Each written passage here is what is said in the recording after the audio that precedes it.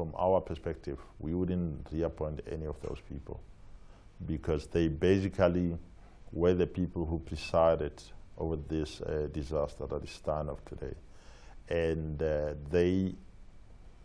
had they done their job, things would be different today. Admittedly, some of them came in earlier, others came in a little late, but as a whole, I don't think there is any confidence in the existing board members that they are doing fundamentally honest work on the staff. It's an opinion. Our opinion is that this could be just a big cover-up. And maybe to add to that, I mean, the other resolution was to retain the auditors, Deloitte, and again, that's the same auditors who oversaw the whole financials that are now discredited, and the board is supporting that. So, you know, one questions the wisdom of that. And then just on the board itself, the reappointment, should it stop there, them not being reappointed?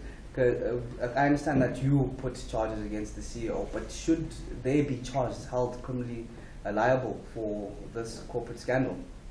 Look, I think it's difficult to basically put charges at this stage. I think as evidence emerges, I think should there be evidence that supports that they knowingly withheld information, I think that would be criminal and they should be prosecuted. So we would certainly take whatever action, even if we don't own shares in the Steinhoff, we would certainly take action against the board members to try and hold them liable. I mean, we were quite disappointed that recently a resolution that sought to free them from liability or culpability was passed with 98%.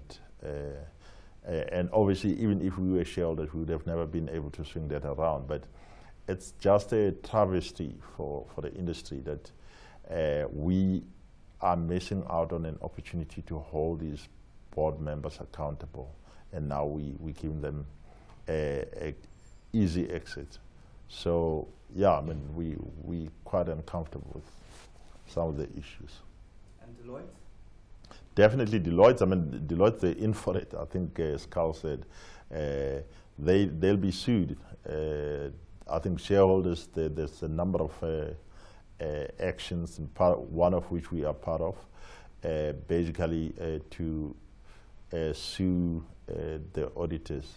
So definitely Deloitte is in, there's no doubt about they on the hook for I think negligence, and obviously that's a legal thing that needs to be proven, but I think the numbers says it all, that the years of restatements says it all. Now you mentioned that, okay, Benguela is not a shareholder in Steinhoff, but if you were shareholders, what would you do? We would work hard to try and get the board off, basically remove the board, remove the auditors, install an independent board, or majority independent board, that can basically go to the bottom of issues. I mean, the property issue is one example, where they valued the property at 2.2 billion euros, and the independent valuation came out at 1.1. And the question is, couldn't they have hired somebody, an independent property evaluator, to basically evaluate the value of the property a year ago? Why couldn't they do that? They've got all the money, they've got the authority to do it. Why didn't they do it? So again, it's an act of negligence from our perspective. Yeah, yeah. I think if one's a current shareholder, you know, one would want to extract at least some value, and I think the longer that it drags out, the less value there will be, and it's unfortunate that the Steinhoff assets are, you know, it's forced selling, so there'll be a discount achieved. So even the value that one could get over the long term, you won't realize as a Steinhoff shareholder. given the debt that the company had that has to be repaid, and any debt holder will want their money repaid as soon as possible. Now, looking at this is the biggest corporate scandal in South Africa. But looking at it realistically, is this the end of Steinhoff? Could this sign it off? I wouldn't think that it's the end, but it's probably the end in its current form, or in the form that we've known it to be. So with multiple geographies, a number of operations, I think they might have to sell a whole lot of assets, as Karl is saying.